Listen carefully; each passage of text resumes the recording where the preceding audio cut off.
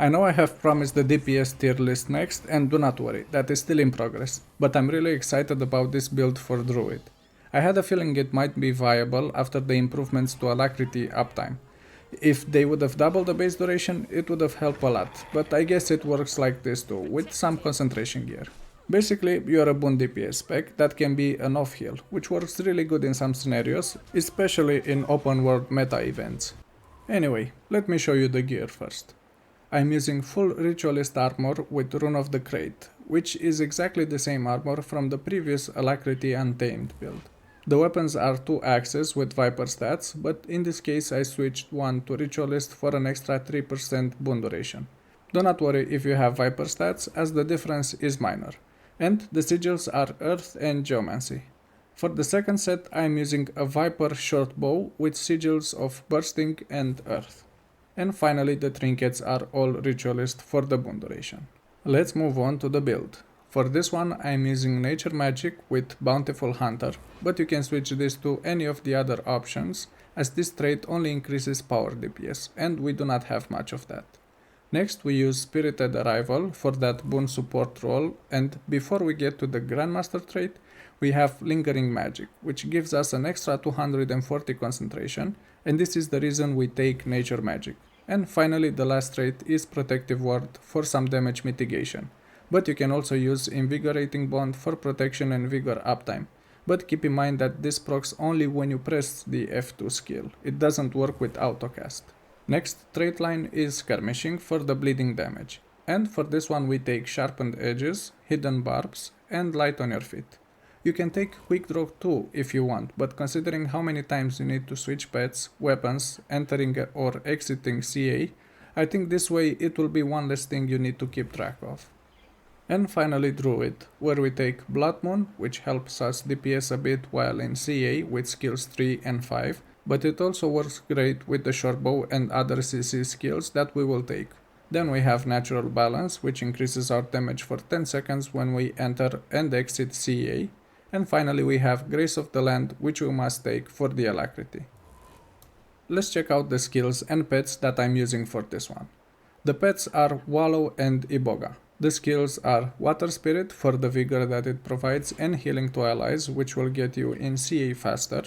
Then we take Spike Trap for the bleed damage, Glyph of Alignment for more bleed and CC. Then, as you're used to by now, we take another skill for bleeding, which is Sharpening Stone.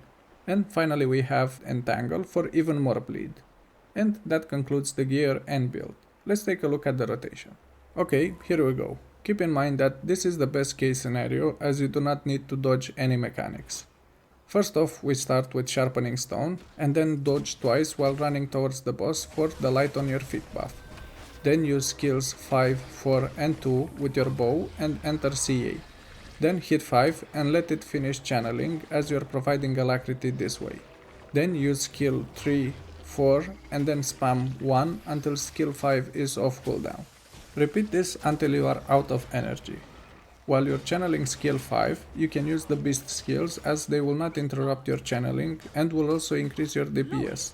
This is the main rotation for Alacrity. After you leave CA, you need to do as much damage and heal as possible to replenish your energy bar and re-enter CA. To do this, use all the remaining utility skills, including the heal skill if you see people that do not have full HP. Then switch weapons and use your axes, as they apply a lot of bleeding. For the axe rotation, you can use 3, 2 and 5, while Sharpening Stone was just used. This will apply a lot of bleeding, and if the hits crit, it will increase the bleeding stacks even more. And this is it in regards to the rotation. Let me show you how it does in open world and instance content, and if it is something that you're interested in.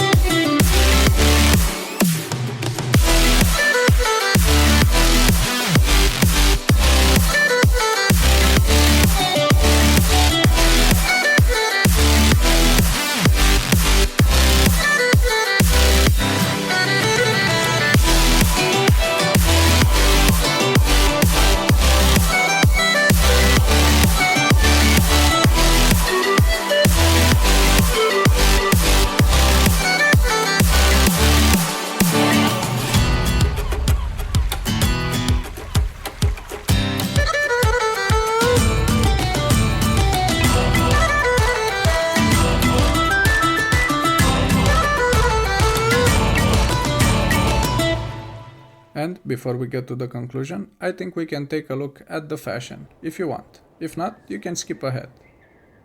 I am using Glint's Gaze Mask, Ancient Canton Shoulders, Evergreen Coat, Default Ascended Gloves, Decade's Pants, and Runic Hunter Boots. The weapons are Frostfang and Stormcaller Axe, with the Auric Shortbow in the second set. The back item is Fervid Sensor. In conclusion, I think this is a fun, interesting build, and if you have the gear or legendary gear, you can try it and see if it fits your playstyle. But keep in mind that it feels a bit spammy due to the low base Alacrity duration.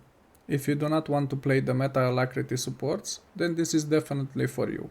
And a small rant, I do not think this is balanced, as Bladestorm doesn't even need any boon duration, but can have 100% uptime on Alacrity, and with way less APM. I really think ArenaNet should add 0.5 seconds to the base duration to have some balance on boon supports. What do you think? Should they add more boon duration, or the spec is fine as it is?